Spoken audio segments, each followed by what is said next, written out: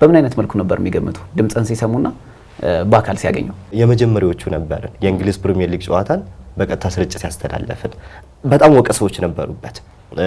መሰለ በደንብ ሰቅሎታል። ስለ ባህር ማዶ ስፖርት ስታወራ ወደኛ ሀገር ማምጣት አይቀርም። የኢትዮጵያ እግር ኳስ አሁን ባለው አሁናዊ ሁኔታ በታክቲክ ይተነተናል። የኢትዮጵያ ፕሪሚየር ሊግ በጣም ትልቅ ሊግ መሆን አለበት ብዬ ነው ማስበው። ሎንግ ተርም ፕሮጀክት አቅዶ የሚንቀሳቀሰው ክለብ የትኛው? 18ቱን ቡድኖች በዚህ ውድድር ዓመት እቅዳችሁ ምንድነው ብትላቸው ዋንጫውን ለማንሳት ነው። አክሲዮን ማህበሩ ግን ያዘጋጀው አንድ ዋንጫ ብቻ ነው። አንድ ስፖርት ጋዜጠኛ የማን ደጋፊ እንደሆነ መታወቅ አለበት ወይ? ሀገሬ ቲቪን የዩናይትድ፣ የአርሰናል፣ የቼልሲ ደጋፊ ብቻ አይደለም የሚያየው። ኮሜንታተርነት በጩኸት ብቻ ነው ወይ? በግራ እግሩ ነው ሃትሪክ የሰራው። አየር ላይ አልቅሰናል። መጮህ አይደለም ስሜቶች ናቸው። አንዳንዴ ጎጃም ኖሮ ነበር እንዴ ያስብላል ማለት ቅኔዎቹ በጣም የተለዩ ናቸው የሚገልጽበት መንገድ። እንግዲህ ቅኝት ኳስ ሜዳል ዊሊያም ሳሊባ ለጋብሪኤል ማጋሌሽ ኳሱን ሰጥቶታል። ጋብሪኤል ማጋሌሽ ለጁሪየን ቲምበር እየገባ ነው። በቀይ መስመር አቅጣጫ ላይ ኳሱን ለማሻማት እየተመለከተ ነው እንገኛለን። ቲምበር አሻማው ኳስ ሚሎ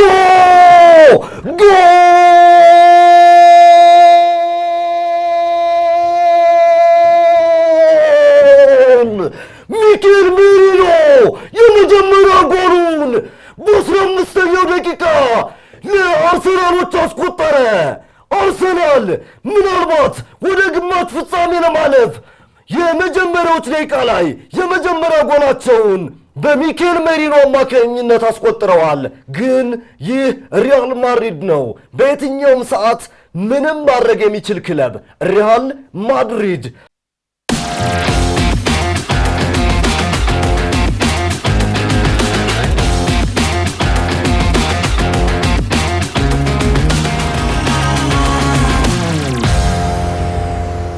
ሰላም ጤና ይስጥልን፣ እንደምን ሰነበታችሁ የተከበራችሁ ተመልካቾቻችን። ይህ ሳምንታዊው የስፖርት ፕሮግራማችን ነው። በዛሬው የስፖርት ፕሮግራማችን አንድ በኮሜንታተርነት ስራ እየሰራ የሚገኝ ጋዜጠኛን ወደ እናንተ ለማቅረብ ዝግጅታችን ጨርሰን እዚህ ተገኝተናል።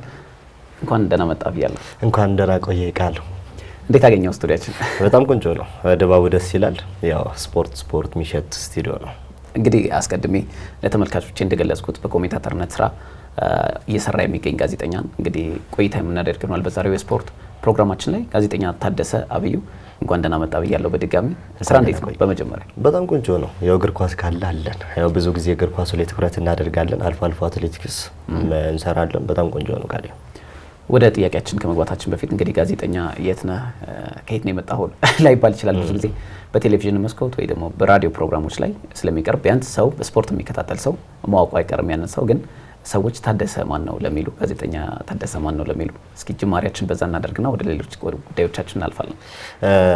ጥሩ አጋጣሚ እናንተ በቲቪ ስለምትታዩ በደንብ ያውቋቸዋል። እኛም በድምጽ ብቻ ነው የሚያውቁትና ሳታስተዋውቁ ብትገባ ይህ ልጅ ማን ነው ሊሉ ይችሉ ይሆናል። ታደሰ አብዩ በኤፍኤም አዲስ 97.1 ኤቢሲ ላይ ቅኝት ኳስ ሜዳ የሚል የቀጥታ እግር ኳስ ስርጭት እየሰራ ያለ የስፖርት ኮሜንታተር ነው። በጣም ረጅም ጊዜያት አሁን ረጅም ልንለው ነው ኦልሞስት 78 ዓመታት እየሆነኝ ነውና በተለያዩ ጣቢያዎች ሰርቻለሁ። ስለዚህ የ97.1ን የሚያደምጥ አድማጭ ታደሰ አብዩ ማለት እንግዲህ ነው። እንግዲህ በተለይ በቴሌቪዥን ተመልካች ያው አንተ ቅድም እንደገለጽከው ሰውም እያየህ ስለሚሰማው መረጃን ቢያንስ ምስሉን ያቃል በምንም መልኩ ሬዲዮ ላይ ስትሰራ ደግሞ ምስል እየፈጠርክ ለሰዎች መረጃን ተቀብላለና ብዙ ሰዎች በምን አይነት መልኩ ነበር የሚገምቱ ድምጽን ሲሰሙና በአካል ሲያገኙ? በጣም ይገርማቸዋል። ብዙ ጊዜ ድምጽ ወፍራም ነውና ሬዲዮ ላይ የሆነ ጊዜ እንደውም አንድ አድማጭ ደውሎልን በስልክ ካስገባ ነው በኋላ የመሰለው ከ50 እስከ 60 ዓመት ወፍራም ጥቁር ጸጉሩ ወደ ነጭነት እየተቀየረ ያለ ጎልማሳ የሚባለው ከ50 እስከ 60 ዓመት እንደዚህ ነበር የጠበቀውና ሲያየኝ በአጋጣሚ በአንድ ቀረጻ ላይ አይቶኝ በጣም ስለገረመው ማመን ሁሉ እስኪያቅተው ድረስ ማለት የሆነ በኤዲቲንግ ምናምን የተሰራ እስኪመስለው ድረስ እንደዛ ነው የሚያስቡትና እንግዲህ ቴሌቪዥን ፕሮግራሞች ላይ ቀርበህ ታውቃለህ ከዚህ በፊት? አልፎ አልፎ ኢቢሲ ላይም ቀርቤ ነበር በአንድ ፕሮግራም ላይ። ከዛ ውጭ ደግሞ ኢቢኤስም በተመሳሳይ አንድ ሾው ላይ ቀርቤ ነበርና አልፎ እንጂ ብዙ የካሜራ ሰው አይደለም። እስኪ እናንሳና ወደ ጋዜጠኝነቱ እንዴት ገባ? በተለይ በጋዜጠኝነትም ደግሞ ኮሜንታተርነት ላይ ነው ፎከስ አድርገህ እየሰራህ ያለውና በመጀመሪያ ወደ ጋዜጠኝነቱ እንዴት ገባ? ከዛ ደግሞ ከመግባታችን በፊት እዚህ ስቱዲዮ ኮሜንታተር እንጂ የስፖርት ጋዜጠኛ መሆን አልፈልግም ስትል ነበርና ተያያዥነት ቢኖራቸውም ግን እንዴት ወደ ጋዜጠኝነቱ መጀመሪያ ገባ? ከዛ ደግሞ ኮሜንታተርነቱን ምርጫ ለምን አደረግ? ሁለተኛ ክፍል ሁኜ ብዙ ጊዜ አንተም እኔም ስናልፍ ምን መሆን ትፈልጋላችሁ ነው የሚባለው። በጣም የረጅም ጊዜ ታሪክ ነው የምነግርህና ሁለተኛ ክፍል ሆነን ብዙ ሰው ወይ ጠቅላይ ሚኒስትር ወይ ፓይለት ወይም ደግሞ ዶክተር ነው ሊልህ የሚችለው። ያኔ ግን እኛ እነ ደምሴ ዳምጤን የምንሰማበት ጊዜ ስለነበር በተለይ ዘጠናዎቹ መጨረሻ ላይ እነ ጎርፍነህ ይመር በደንብ የምንሰማበት ጊዜ ስለነበረ በኢትዮጵያ ሬዲዮ የሆነ ስሜቱ ይጋባብኝ ነበር። ስለዚህ ሁለተኛ ክፍል ሁኜ ጋዜጠኛ መሆን እፈልጋለሁ፣ ይኸውም ደግሞ እንደ ደምሴ ዳምጤ ኮሜንታተር መሆን እፈልጋለሁ ነበር ስለ የነበረውና የሁለተኛ ክፍል ታሪክ ነው ከፍ ብላ የመጣቸው። ትምህርት ቤት ላይ በተለይ እንቅስቃሴዎች ሚኒ ሚዲያ ላይ እንደምታደርግ ሰምቻለሁና በተለይ እስኪ ዛ ትምህርት ቤት ውስጥ የነበረውን የኮሜንታተርነት እንቅስቃሴ ኮሜንታተርነት በተለይ በፊት መጀመሪያ አካባቢ እንደ ባለልምዶቹ እንዳለው ቢታወቅም ግን ትምህርት ቤት ላይ ስትሰራ ምናምን እንደውም የሚቀለድበት እንዴት ሴንስ ለሰው እስኪያደርገው ድረስ አስቸጋሪ ነበር አይደል? እስኪ እንዴት ነበር የትምህርት ቤቱን ሁኔታ እናንሳ። ትምህርት ቤት ላይ የመጀመሪያ አካባቢ ላይ ትንሽ ከብድ ነበር። በድምጽ ማጉያ ነበር ለተማሪዎች የምታደርሰውና አንድ ክፍል ኤ ከቢ ወይም ደግሞ ኤ ከሲ ጋር ጨዋታ ሲያደርጉ የተጫዋቾችን ፕሮፋይል ሳይቀር የት አካባቢ ከሆነ የገጠር አካባቢ መጥቶ ትምህርት ቤት የሚማር ልጅ አለ። የዛን ባክግራውንድ ታጠናለህ። ከየት ነው የመጣው፣ ከዚህ አካባቢ የተወለደው ልጅ አጥቂ ከሆነም ቦታውን በደንብ ስለዛ ታጠናለህ። ስለሚደግፈው ክለብ ከሀገር ውስጥም ከባህር ማዶም እያጠናን አራተኛ አምስተኛ ክፍል ሆነን ጀመር ነው በመጀመር ደረጃ ኮመንተሪን ማለት ነው። ሁለተኛ ክፍል ላይ ጋዜጠኛ የመሆን ፍላጎት፣ አራተኛና አምስተኛ ክፍል ስንደርስ ደግሞ ኮመንተሪ ተንታኝ ይዘን በድምጽ ማጉያ ማስተላለፍ ጀመረንና የመጀመሪያ ጊዜያት በጣም ከባድ ነበር። ምክንያቱም ለአካባቢውም አዲስ ነው፣ እንደዚህ አይነት ነገር አልተለመደም። ተጫዋቾቹ ራሳቸውን ይሰሙ ነበር በድምጽ ማጉያውና አንዳንድ ተጫዋቾች ይቆሙ ነበር። አንዳንዶች ደግሞ የተሸነፍነው ኮሜንታተሩ ያንዱን ቲም ብቻ ተጫዋቾች በደንብ ያጎላል በሚል ጥያቄዎችም ሲነሱብን ነበርና ጅማሮችን እንግዲህ በዚህ መልኩ ነው የጀመርነው። ስናው የጀመረው ከድሮ ነው ማለት ነው። በጣም ቅኝት በኳስ ሜዳ የሚል ፕሮግራም ነበራችሁ እና በዛ በተለይ ከትምህርት ቤት ግጥሚያዎች ጋር በተያያዘ የምታስተላልፉት ኮሜንታተርነትም አንተ የምትሰራው ነበርና ከልጅነት በተለይ ወደ ጋዜጠኝነት ሙያው እስከገባህበት ጊዜ የነበረው ድረስ ትልቁ የነበረው ላይ አንተ ሳቲስፋክሽን ምን ነበር? መስራቱ ብቻ ነው ማስተላለፉ ብቻ? እሱ አይደለም። እውነት ለመናገር ያኔ ልጅ ሆኜ እንኳን የራሴ ስቴሽን እንዲኖረኝ ፈልግ ነበር። ይኸውም ደግሞ በስፖርቱ ላይ የሚሰራ በጣም በትልቁ መምጣት ፈልግ ነበር። ለዚህም ነው ልጅ ሆኜም አንድ ሙያ ላይ በደንብ ሰዎች በተለያየ ዘርፍ ይሞክሩና ብዙ ማለት መክሊታቸውን ሊያገኙ ይችሉ ይሆናል። እኔ ግን ከመጀመሪያ መክሊቴ ነው ብዬ ነው እንትን ያልኩትና ኳሱን በማስተላለፌ ያን ያህል ብዙ እርካታ አላገኝም ነበር። ማለት ወደፊትም እርካታዬ ሊሆን የሚችለው በዚህ ሙያ ላይ ራሱን የቻለ ለምሳሌ አሁን ዩኒቨርሲቲ ውስጥ ስትገባ ስፔሻል ተደርጎ አይሰጥህም አይደል? ኮሜንታተርነት እኔ ቢሰጥ በጣም ደስ ይለኛል። ብዙ ተሰጥኦዎች ስላሉ ማለት ነው። ያኔ በደንብ ምረካ ይመስለኛል እንጂ ኳሱን ስላስተላለፍኩ አረካ። ከዛ በኋላ ወደ አማራ ሚዲያ ኮርፖሬሽን ባህር ዳር ኤፍኤም 96.9 ላይ መስራት ጀምራል። አዎ ከዛ በፊት የሚገርምህ ቃል 9ኛ ክፍል ሆነን ነው ቅኝት በኳስ ሜዳ የሚለውን 2004 ላይ የመጀመሪያ ስያሜ ሰጠነው። ምክንያቱም እንደነገርኩ 5ኛ ክፍል ሆነን ኳሱን ስናስተላልፍ ዝም ብለን ስያሜ አልነበረው። ኤ ከቢ ጋር ይጫወታል እያልን ነው የምናስተላልፈው። ከዛ 9ኛ ክፍል ስትደርስ ግን ታነባለህ፣ ለምን ስያሜ አንሰጠውም፣ ወደፊትም ደግሞ ጥሩ ሊሆን ይችላል በሚል ከሚን ሚዲያ ኃላፊያችን ጋር አውርተን ሜዳ ላይ ትሄዳለህ፣ ሜዳ ላይ ሄደህ ደግሞ ኳሱን ነው የምታስቃኘው አይደል? ማስቃኘት ነው። ስለዚህ ለምን ቅኝት አንለውም? ከዛ ደግሞ ከሜዳ ስለሆነ የምናስተላልፈው በኳስ ሜዳን እንጨምርበት። ስለዚህ ቅኝት በኳስ ሜዳ የሚለውን ስያሜ 2004 ላይ ለመጀመሪያ ጊዜ ሰጠነው። 9ኛ ክፍል 10ኛ ክፍል ሆነን ሰራን። ከዛ በአጋጣሚ ደግሞ ወደ ፍኖተ ሰላም አምርቼ ነበርና ፍኖተ ሰላም ሲሄድ ኮሚኒቲ ሬዲዮ ተቋቁሞ ነበር። ወደ ባህር ዳር ከመሄድ በፊት ባህር ዳር ከመግባቴ በፊት ኮሚኒቲ ሬዲዮ ነበርና ኮሚኒቲ ሬዲዮ ላይ በሬዲዮ ደረጃ ለመጀመሪያ ጊዜ ቅኝት በኳስ ሜዳን ማስተላለፍ ጀመርን። በጣም ደስ የሚል ነበር። ህልሞች እውን እየሆኑ መጡ ማለት ነው። ህልሞች እውን እየሆኑ መጡ። የሚገርምህ የዳሞት ከነማ የሚባል የአካባቢው አሁን በከፍተኛ ሊግ ነበረ። በአጋጣሚ ክለቡ አሁን እየተወዳደረ አይደለምና የእርሱን ጨዋታዎች እየተዘዋወርን የከፍተኛ ሊግና የአንደኛ ሊግ ጨዋታዎችን እናስተላልፍ ነበረ። ከዛ ውጭ ደግሞ በደንብ ከፍ አደረግነውና የእንግሊዝ ፕሪሚየር ሊግ ጨዋታዎችን በኮሚኒቲ ሬዲዮ ከ47 በላይ ኮሚኒቲ ሬዲዮዎች ነበሩ በወቅቱ የመጀመሪያዎቹ ነበርን። የእንግሊዝ ፕሪሚየር ሊግ ጨዋታን በቀጥታ ስርጭት ያስተላለፍን በጣም ወቀሰዎች ነበሩበት። ምክንያቱም ኮሚኒቲ ሬዲዮ በባህሪው የአካባቢውን ሰው እንድታገለግልበት ዶሮ ጠፍቶ ዶሮውን አፋልገ እንድታስገኝ ነው። ያኔ የብሮድካስት ባለስልጣን ኃላፊ የነበሩት አቶ ዘራይ ይባሉ ነበርና አሁን በህይወት ያሉ አይመስለኝም። ደብዳቤ ሁሉ ተጽፎልን ነበር ስለ ሮናልዶና መሲ ጫማ ቁጥር የእንግሊዝ ፕሪሚየር ሊግን በኮሚኒቲ ሬዲዮ የምታስተላልፉ ሬዲዮ ጣቢያዎች አላቸው ተብሎ ማስጠንቀቂያ ሁሉ መጥቶብን ነበር። ግን እኛ ያው ማስተላለፋችን ቀጥለናል። እንግዲህ እንደውም የእንግሊዝ ፕሪሚየር ሊግ የውጭ ስትሰራ እንደውም መረጃ ፉል ሆነ ስለምትሰራ ብዙ መረጃዎችን የማግኘት እድል ይኖራል። እንደውም የሀገር ውስጥ ላይ ስትሰራ ደግሞ ስለ ተጫዋች ፕሮፋይል ለማጥናትም ትቸገራለህ። በእያንዳንዱ እንቅስቃሴዎች የሚደረጉት የኳስ ንክኪዎችም ለመግለጽ ልትቸገር ትችላለህ። በዳታ የታገዘ እንግሊዝ ፕሪሚየር ሊግን ለማቅረብ ይመቻልና በኋላ ላይ የመጀመሪያ ስራ ይመስለኛል በቅጥር ደረጃ። ከዛ በኋላ ወደ አማራ ሚዲያ ኮርፖሬሽን ባህር ዳር 96.9 ስራ ጀመርክና እስኪ እዛ የነበረውን ነገር እናንሳና። ከኮሚኒቲ ሬዲዮ ወጥቼ ወደ ባህር ዳር 96.9 ኤፍኤም ባህር ዳር 96.9 ስገባ ያም አዲስ ነገር ነበር ለጣቢያው። እንደዚህ አይነት እግር ኳስ ኮሜንታሪዎች አልተለመዱም ነበር። ፕሮፖዛል አዘጋጅቼ ሲሄድ 4 ጊዜ ነው ፕሮፖዛልን የጣሉት። 4 ጊዜ ጥለውት በአምስተኛው ነበር የተሳካውና በአርሰናልና ሊቨርፑል ጨዋታ ነበር። ያው በትልቅ ጨዋታ ነበር የጀመርነው። 1-1 ያለቀ 2011 ላይ የጀመርንበት ጊዜ ነበርና ማጋጣሚ ያኔም ተሰውስ ከሆነ ብርቴ ሀበሻ አሁን አስታወስካት፣ ብርቱካን ሀበሻ ሴቷ የስፖርት ኮሜንታተር በአጋጣሚ ወደ ባህር ዳር መታም ስለነበረ የመጀመሪያ ጨዋታችን አብረን ነው የሰራነው ከሷ ጋር ተንታኝ ሆና ማለት ነው።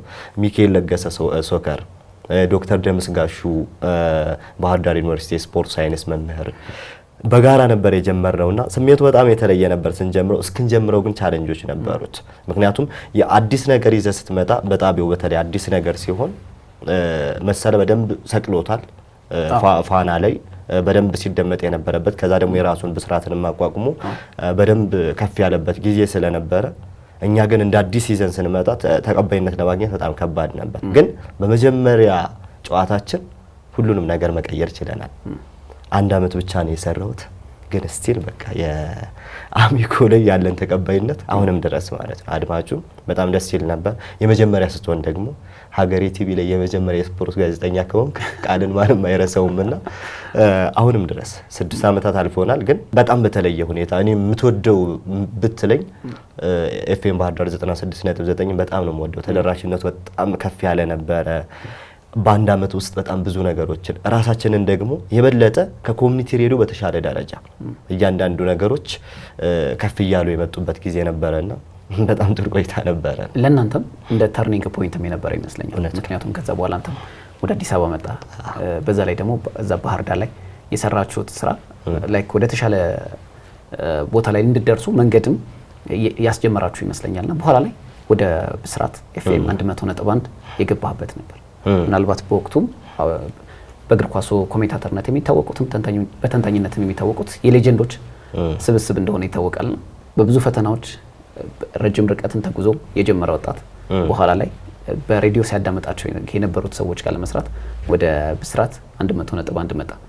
ምን ነበረ ስሜቱ ከመግባት በፊት መጀመሪያ? በጣም ከባዱ ነገር አስበዋል። በሪያል ማድሪድ ጋላክቲኮ ውስጥ እነ ሮቤርቶ ካርሎስ፣ እነ ዚዳን፣ እነ ሉዊስ ፊጎ ባሉበት አንተ ሄደ እንደመጫወት ማለት ነው። ወደ ብስራት ስትመጣ ለመጀመሪያ ጊዜ ነው። ለሀገሩም አዲስ ነኝ። ከዛ በፊት በአንዳንድ አጋጣሚዎች የብሔራዊ ቡድን ጨዋታ ለማየት መጣ ነበረ።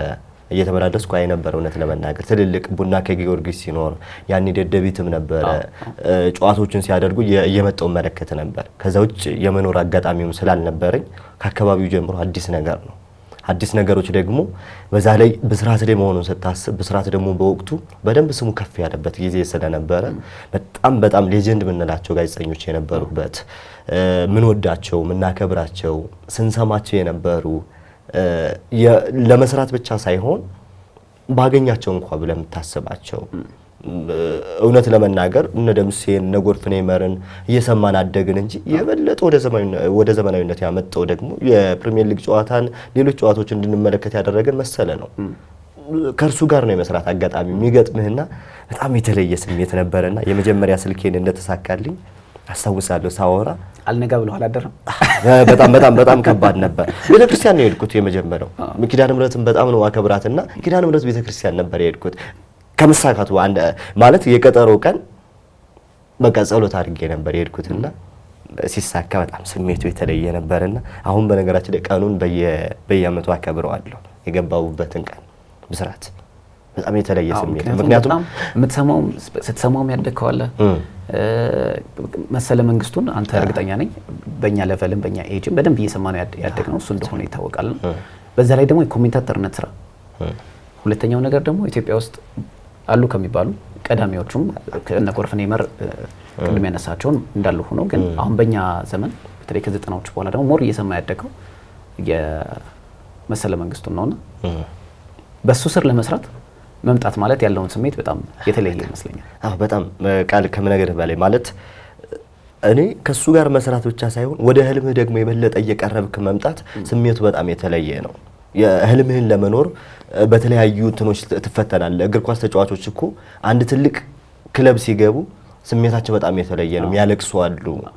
የልጅነት ፍላጎታቸው ስለሆነ አሁን ዝም ብለህ የሆነ ቦታ ላይ ሄደህ ብትገባ ያን ያህል ስሜት ላይ ሰጥህ ይችላል። ፍላጎትህ ካልሆነ ገንዘብ እንኳን ብታገኝበት ያን ያህል ፍላጎትህ ካልሆነ ደስተኛ ላትሆን ትችላለህ። ህልምህን ግን ያውም ደግሞ ህልምህን በሚያኖርህ ሬዲዮ ሙሉ በሙሉ የስፖርት ሚዲያ በሆነ ከዛ በፊት የአየር ሰዓቶች እየታጠፉ ነበር። አሁን አሚኮ ያለን ስንሰራ የነበረው አስቀድሞ አውትሶርስ ሆኖ የሚሰራ አየር ሰዓቱን የገዛው ሰው አለቅም ካለ አርሰናል ከዩናይትድ ላሰራ ትችላለህ። እንደዛ ሰው መልካም ፍቃድ ነው። በስርዓት ላይ ግን ከፈለገ የኬንያ ሊግም ሊያስተላልፍልህ ይችላል። ምንም ችግር የለበት። ኤኒ ታይም እግር ኳስ ካለ ራሱ መስየ ሪዞርትንም አጥፎ ቢሆን ለእግር ኳሱ ብዙ ስፖንሰር ያለውን መስየ ሪዞርትን አጥፎ እግር ኳሱን ላይቭ እንድትሰራ ያደርጋል። ስለዚህ ህልምህን ኖርክ ማለት አይደል? የነበረው ቆይታ እንዴት ነበር? አሁን የገባህበት ስሜት መጀመሪያ ላይ ህልምህን የመኖርም ፍላጎት በኋላ ላይ ከሄድክ እንደውም ካነሳ አይቀር ቅድም ጋላክቲኮንም ስታነሳ ትዝ ስላለኝ ማለት ነው። ጋላክቲኮ ብለህ እንደገለጸ በቀድሞ የጋላክቲኮ ስብስብ 2005-6 በነበረው የአውሮፓ ቻምፒየንስ ሊግ አርሰናል ከማድሪድ በነበረው ጨዋታ ላይ ታስታውሳለህ? እንደውም አሁን ከሁለቱ ከመገናኘታቸው ጋር ተያይዞ እንደውም አንዳንድ ነገሮች ይነሳሉና በወቅቱ ሰርጂዮ ራሞስ ወጣት ተጫዋች ነበር እና በወቅቱ የስብስቡ በነ ሮበርቶ ካርሎስ ኤከር ካሲያስ፣ ዴቪድ ቤካም፣ ዚኔዲን ዚዳን፣ ሮናልዶ ናዛሪዮ የተሰባሰቡበት ወቅት ነበር አለና ኳስ ለመንካት አልቻልኩም ነበር አለ። ላይክ በቃ በጣም ከመደንገጥ የተነሳ መመኘው አንተ እንዳልከው ለሪያል ማድሪድ መጫወት ህልም ሆኖ እንዳለ በዛ ላይ የጋላክቲኮ ስብስብ ውስጥ ለመጫወት ደግሞ ያለው ስሜት ላይክ አንተ እንዳልከው መስራትም እየፈለግ በዛ ላይ ደግሞ መስራት ከምትፈልጋቸው ሰዎች ጋር ለመስራት ህልምህን መኖር እስኪመስል ድረስ ያን እድል አገኘውና ካገኘው በኋላ እንዴት ሰራው? እንደ ራሞስ ነው። ጥሩ ኤግዛምፕል ነው ተጣጣው ማለት ነው። ምክንያቱም ለምን እንደሆነ ታውቃለህ? ከዛ በኋላ ጨዋታ ማግኘት ደግሞ በጣም ከባድ ነው። ከዛ በኋላ ኖርዊች ከዋትፎርድ ነው የምትሰራው የውም ሌሊት 5 ሰዓት ላይ ለኛ በጣም ጠቅሞናል። እውነት ለመናገር ትልልቆቹ ጋር ስትሰራ የምታገኛቸው አሁን አሚኮ ያለን አርሰናል፣ ዩናይትድ፣ ሊቨርፑል፣ ቸልሲ ከዚህ አትወጣም። ትልልቅ ጌሞችን ነው የምትሰራው። በየሳምንቱ አንድ ትልቅ ጌም ስለሚኖር እሱን የተመረጠውን ትሰራለህ። ወደ ብስራት ስትመጣ ደግሞ በእኛ ጊዜ 9 ክሩ ነበር እና የፕሪሚየር ሊግ ጨዋታ አልደርሰም ብሎ የላሊጋም አልደርሰም ብሎ የሴሪያም አልደርስ ብሎ የጀርመን ቡንደስሊጋ ሰርተናል። አለፍ ሲል ደግሞ ወደ ፍሬንች ሊጋ እናመራለን። የነ ኦንጀን ጨዋታ ሰርተናል። ፈተናዎች ነበሩት በጣም። አሁን የኦንጀን ጨዋታ ስታስተላልፍ በተለይ ፍሬንች ማትችል ከሆነ በጣም ከባድ። ኮሜንተሪ ደግሞ እያንዳንዱን ስም ማወቅ ግዴታ ነው። ጎራ ግብቶ 8 ቁጥሩ 9 ቁጥሩ እያልክ የምትገልጸው አይደለም። እያንዳንዱን ነገር ማወቅ ይጠበቅብሃል። ለማወቅ በጣም ለኛ ጠቅሞናል። ግን በጣም ብዙ ፈተናዎች ነበሩት። በጣም በተለይ የሌሊት ጨዋታዎች ብዙ ጊዜ የ5 ሰዓት ጨዋታዎች 7 ሰዓት ነው የምትጨርሰው። እንደዛ ሆኖ ደግሞ ዋትፎርድ ከኖርዊች መሰራ ከሆነ ምን ያህል አድማጭ ይሰማኛል ብለህ ሳይኮሎጂካሊ የራሱ የሚሰማ አይነት ስሜት አለው። ግን ደግሞ በምን ታካክሰዋለህ? ከሮቤርቶ ካርሎስ ጎን ስትጫወት ስሜቱን አስበው ከዚዳን ጎን ስትጫወት ስሜቱን አስበው። ያኔ እነ ማርክ ነበሩ እነ ግርማቸውን በተወሰነ ጊዜ የነበሩበት ጊዜ ነበር። እኛ ስንገባ ሌሎች የስፖርት ኮሜንታተሮች ተንታኞች የነበሩበት ጊዜ ስለነበረ ከነርሱ ጋር መስራት ደግሞ ነገ እንደነሱ መሆን የተሻለው ሆነ ልትመጣ እንደምትችል ስታስብ ደግሞ ደስ ይላል። አጀማመሩ ግን በጣም ከባድ ነበር። ግን ፕሮግረስሊ ከታች ጀምሮ መጣ። ከዛ በኋላ ኳስን በቅኝት ሜዳ፣ ከዛ በኋላ ወደ አሚኮ፣ ከዛ በኋላ ወደ ብስራት ኤፍኤም፣ አሁን ደግሞ በአሁኑ ወቅት ደግሞ ለብዙ የስፖርት ጋዜጠኞች መነሻ ነው ተብሎ ከሚነገርለት የሬዲዮ ጣቢያ አንዱ የሆነው ኤፍኤም 97.1 ላይ እየሰራ ትገኛለህና ፕሮግረስሊ ይመጣል። ሰርጂዮ ራሞስ ያልከውም ልክ ይመስለኛል። ምክንያቱም ተክቷቸው በሪያል ማድሪድ የራሱን ታሪክ ጽፏል። በመሀልም ብዙ ነገሮችን አልፏል። ውጣ ውረዶችም ነበሩ። እድሜውም ሲገፋ ደግሞ ወደ ተቀያሪ ወንበር የወረደበት አለ ምናምንና መጣ። ትልቆቹን ጋር እያለፍክ በብስራት በእርግጠኝነት ብዙ ልምድ የሚያካበትክበት ያንም ነበረ። አሁን በኤፍኤም 97.1 ላይ እየሰራ ይገኛል። አሁን ያለው ደግሞ ስራ እናንሳ። አንዳንዴ ደስ ይላል በጣም ማለት 97.1ን በቃ በኢትዮጵያ የመጀመሪያው ኤፍኤም ጣቢያ ነው።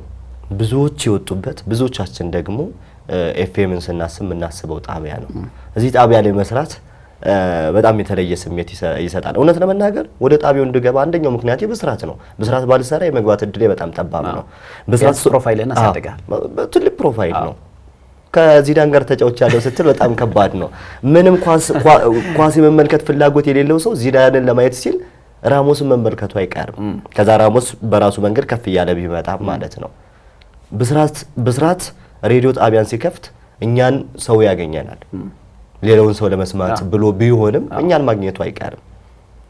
ፕሮፋይላችን ከፍ አደረገልን። 3 አመታት ነበር የሰራ ነው ብስራት። ከ3 አመታት በኋላ ወደ 97.1 ኢቢሲ ፕሮፖዛል ጽፈን ተሳካልን። በጣም የተለየ ስሜት ነበር። የመጀመሪያ ጨዋታችን ኦልድ ትራፎርድ ላይ ማን ዩናይትድ ከቶተንሃም ነበር። አስበው ከኖርዊች እና ዋትፎርድ ጨዋታ ማን ዩናይትድ ከቶተንሃም ሮናልዶ ሃትሪክ የሰራበት 3-2 ያለቀ ጨዋታ ነበር። በእርሱ ጨዋታ ነበር የጀመርነው ከ3 አመት በፊት መጋቢት 3 2014 ነበር የጀመርነው የመጀመሪያ ጨዋታችን። ከዛ በኋላ ያለው ታሪክ ነው። በቃ ከምነግርህ በል 320 ጨዋታዎችን ሰርተናል ባለፉት 3 አመታት። በዚህ ሲዝን ብቻ ቃል 98 ጨዋታዎችን ሰርተናል። በዚህ ሲዝን ደግሞ በጣም ተደራራቢ ጨዋታዎች፣ በጣም ፊክስቸሮቹ በጣም በሳምንት 4 ጌም 3 ጌም የምናይበት እናንተም እንደናንተም ኮሜንታሪ ላይ ባንሰራም ዴይሊ ደግሞ የኛ ደግሞ ዜናና ስፖርት ሾውም ስለሚኖረው በተለይ የዚህ አመት ከዓለም ዋንጫ ጀምሮ ከአውሮፓ ዋንጫ ጀምሮ በኋላ ላይ ኮፓ አሜሪካ መጣ። የሊግ ጨዋታዎች ተጀመሩ። በመሃል ኢንተርናሽናል ብሬኮች አሉ። ፊክስቸሩ በጣም ስራ ሞልቷል ነው የምትለው አይደል? በጣም ከምነግረው በዛ ላይ ደግሞ አሁን ስራ ብትለው ራሱ ስራ እንዳይመስል በጣም ትልልቅ ጨዋታዎች። አሁን አርሰናል ከዩናይትድ ቲቪ ዲኤስቲቪ ቤት ወይም ቤትህ ነበር የምታየው። አሁን ቀጥታ ስቱዲዮ ነው። የትኛውም ትልልቅ ጨዋታ ጣቢያችን ይሰራል። በዚሁ አጋጣሚ ግን እነርሱንም ማመስገን እፈልጋለሁ። አሁን ሙሉ በሙሉ የበለጠ ወደ መዝናኛው አንዳንድ የመንግስት ቤት ነው ወይ ብለህ እስክትጠይቅ ድረስ ለኛ ያላቸው ክብር፣ ለኛ ያላቸው ስሜት የትኛውንም የአየር ሰዓት ያጥፉልሃል። እግር ኳስ ካለ፣ ትልቅ ጌም ካለ፣ መተላለፍ ያለበት ጌም ካለ፣ በዛ ላይ ደግሞ ሀገር አቀፍ ነው። አሁን ብስራት እያለን አዲስ አበባና ዙሪያው ነው የምትደመጠው። አሁን ግን መላው ኢትዮጵያ ላይ በመላው ኢትዮጵያ ነው የምትደመጠውና በጣም ጥሩ ነው። ግን ሳቲስፋይድ ለምሳሌ ይሄን ጥያቄ ለምን እንዳነሳውልኝ አሁን ለምሳሌ በልጅነት ከሁለተኛ ክፍል ተማሪ እያለ ጀምሮ ኮሜንታተርነት ሲመኝ የነበረ ወጣት በትምህርት ቤት ውስጥ የነበሩት የኳስ ጨዋታዎችን ሲያስተላልፍ የነበረ ባህር ዳርም ከገባ በኋላ ደግሞ በዲቪዚዮን ሲጫወት የነበሩ ክለቦችን ሲያስተላልፍ እንደነበረ ሰው አሁን የውጭ አብዛኛው ሞር ፎከስ የውጭ ሀገር ስራዎች ላይ ነውና አሁን ስራውን በጣም አስደስቶ ብትሰራው ግን በጣም ሳቲስፋይድ ነው ብለህ ታስባለህ? የሀገር ውስጥ ስራዎች ላይ እየሰራ ስላልሆነ ነኝ ብዬ አላስብም። እንደነገርኩ ነው መጀመሪያም የመጨረሻ እርካታው ደረጃ ላይ ደርሻለሁ ብዬ አላስብም። አንድ ስቴሽን ወደፊት ሳቋቁም አንደኛው ማደርገው የሀገር ውስጥ ስፖርት ላይ ነው። ምክንያቱም በየትኛውም መንገድ ይህንን የእንግሊዝ ፕሪሚየር ሊግ እኮ ለአድማጮች ለሚሰሙ ኦዲየንስ የምታቀርበው ቢያንስ ሀገር ውስጥ ላይ ለምሳሌ ስለ ጋርዲዮላ ታክቲክ የምታቀርብ ከሆነ የኛ ሀገር አሰልጣኝ በሆነ አጋጣሚ ሰምቶ የሆነ ነገር ይወስዳል ብለህ ስለምታስብ ነው። ያንተንም አስተዋጽኦ አሁን ቀጥታ የኢትዮጵያን ፕሪሚየር ሊግ መስራት አችልም ታውቀዋለህ ባለው ሁኔታ ላስተላልፍ ብትል ሌሎች ብዙ ጣጣዎች አሉበት። ሞክረን ነበር ለማስተላለፍ የሞከሩም ደግሞ ሚዲያዎችም ነበሩ ብስራትን ጨምሮ፣ ግን ደግሞ ሊግ ካምፓኒውን ጨምሮ በርካቶች መብቱን ደግሞ በዲስቲቪ እጅ ስለሚገኝ ይከለክለዋል። ከዛ በደንብ እንዳሰራ ስለሚያደርጉ እንግሊዝ ፕሪሚየር ሊግ ላይ ሌሎች ሊጎች ላይ ግን እንደዚህ አይነት ችግር አይገጥምህም። ግን ቢያንስ መልካም ተሞክሮዎችን አምጥተህ ወደኛ ሀገር ብንጠቀምበት። ለምሳሌ እኛ ጋር ተንታኝ ሆኖ የሚሰራው አሰልጣኝ ብርሃኑ ግዛው ነው። ቃል በቃል የሚነግርህ የኛ ተንታኝ ከሆንኩ በኋላ ስለ ታክቲክ የበለጠ እንዳነብ ለፕሮግራሙ መዘጋጃለሁ፣ ለፕሮግራሙ የተዘጋጀሁትን ወስጄ ልጆች ጋር ተገብራለሁ ነው ያለን፣ ቃል በቃል ማለት ነው። ለ6 ዓመታት ከብስራት ጀምሮ አብሮን እየሰራ ነው አሰልጣኝ ብርሃኑ ግዛው። በሴቶች እግር ኳስ እናውቀዋለንና ባለፉት 4 ተከታታይ የውድድር ዓመታት ሻምፒዮን ነው። አሁን ለ5ኛ ጊዜ ሊጉን እየመራ የሚገኝ አሰልጣኝ ነው። ስለዚህ ይብዛም ይነስም እየረዳን ነው የሆነ አስተዋጽኦ እያደረግን ነው።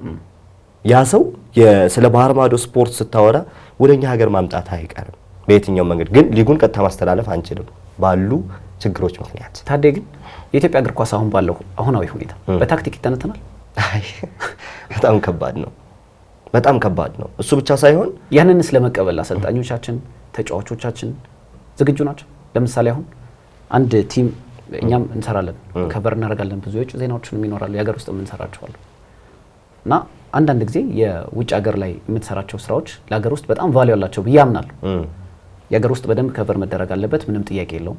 ግን የውጭ ስትሰራ ደግሞ ከዛ ይማራሉ ብዬ አምናለሁ። ብዙዎቹ ከሁሉም ብዙ የሚተነትኑ ኢትዮጵያ ውስጥ እግር ኳስን በጣም አናላይሲስ የሚሰጡ ብዙ ሰዎች አሉ እና ከዛ ቅድም እንደገለጽከው ሜን ሀሳብ ስላነሳበት መማር የሚችሉ ብዙ አሰልጣኞች፣ ብዙ ተጫዋቾች አሉ። ግን ይህንን መቀበል የሚችል የእግር ኳስ ማይንድ ያለው እግር ኳስ ተጫዋች አሰልጣኝ በአሁኑ ሰዓት አለን ወይ?